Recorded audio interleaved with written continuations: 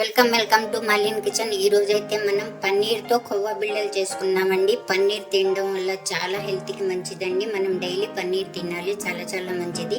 ఇలా ట్రై చేసి మనం తింటా ఉంటే చాలా టేస్టీ సూపర్గా ఉంటాయండి. పిల్లలు కూడా చాలా ఇష్టపడతారు ఈ కొవ్వా బిళ్ళలు అండి. పన్నీర్ కొవ్వా బిళ్ళలు అయితే చాలా బాగున్నాయండి. మీరు చూడండి చేసి.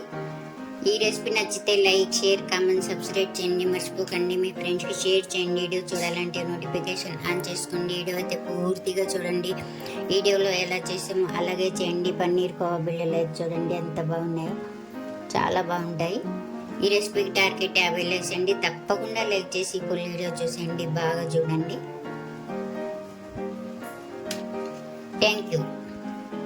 చూడండి, మనం పన్నీర్ తీసుకున్నామండి. చిన్న ప్యాకెట్ పన్నీరే ఇది. కొద్దిగా గోధుమ కలర్లో ఈ ప్యాకెట్లో ఉంది చూసారా, అలాగే ఉంటుందండి మనకు. ఇప్పుడు మనం ఈ పన్నీర్ని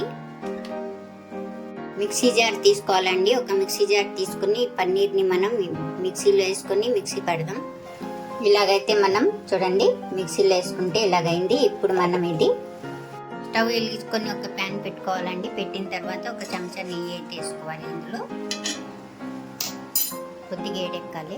ఇలాగ ఏడెక్కిన తర్వాత మనం పన్నీర్ మిక్సీ జార్లో వేసుకున్నాం కదండి, ఇది ఇందులో వేసేసుకుందాం. ఇలాగే ఒకసారి 2 సార్లు మనం బాగా ఇలా కలిపేసుకున్నాం కదండి. ఇప్పుడు మనం ఇందులో చూడండి పన్నీర్లో మనకు తడితన్నం అనేది లేదు. ఇప్పుడు బాగా మనం ఏం చేసుకున్నాం కదండి ఇలాగా. ఇప్పుడు ఇందులో మనం చూడండి, నేనైతే క్షీరపాకం చేసి పెట్టుకున్నాను కదండి, అందులోది ఉంది నాకు క్షీరపాకం. ఈ పాకాన్ని మనం చక్కెర కొద్దిగా జాఫరాన్ వేసుకొని చేసి పెట్టుకున్నాం కదండి, అదేమో ఇందులో వేసుకోవాలి.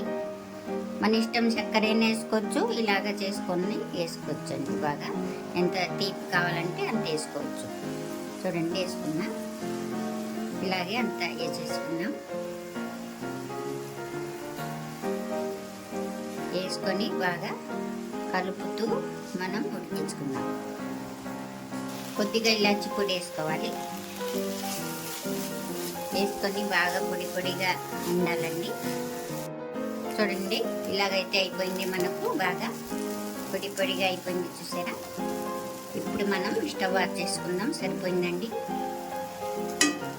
చూడండి చల్లారిపోయిన తర్వాత మనం బిళ్ళలు అయితే చేసుకున్నామండి. ఇలా చేసుకోవాలి. తీసుకొని ఉండలు కట్టి ఇలాగ అద్దుకోవాలి. అండి ఎంతో హెల్దీ అయిన రెసిపీ అయితే రెడీ అయిపోయిందండి. పన్నీర్ కోవా బిళ్ళలు అయితే రెడీ అయిపోయింది. ఈ రెసిపీ నచ్చితే లైక్ చేయండి.